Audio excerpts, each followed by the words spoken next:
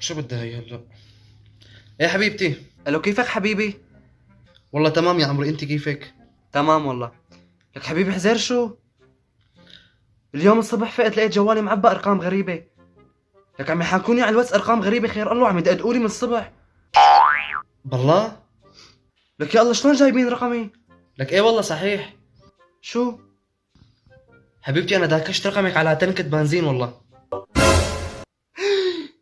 والله مقطوع من البنزين، بتعرفي انت وضع البنزين شلون. شو عم تحكي؟ فداكشت رقمك والله. حبيبتي لا تتولدني، بتعرفي انا قديش بحبك. اسمعي بدي احاكيكي بموضوع ضروري، ايه بس توعديني انه ما تتولدني ايه وما تزعلي. ها ايه.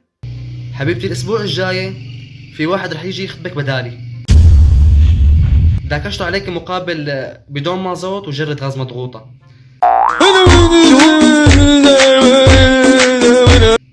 بتعرفي انت الو.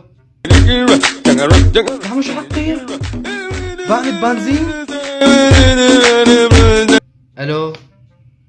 الو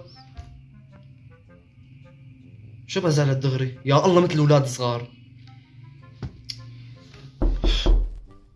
وصل البنزين.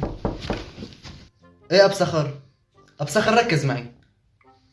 انا من يومين ثلاثة اعطيتك رقم ريم مقابل تنكة بنزين، تمام؟ بس بدي منك شرط هالمرة بدي اعطيك رقم وحدة لسه ضرب اكثر من ريم بمليون مرة، صاروخ يا زلمة.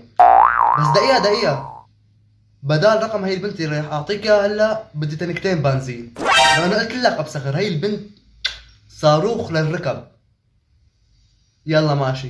وشوف لي ابو محمد معي رقم واحدة اسمها سوسن كمان، بدي والله جرتين غاز للبيت.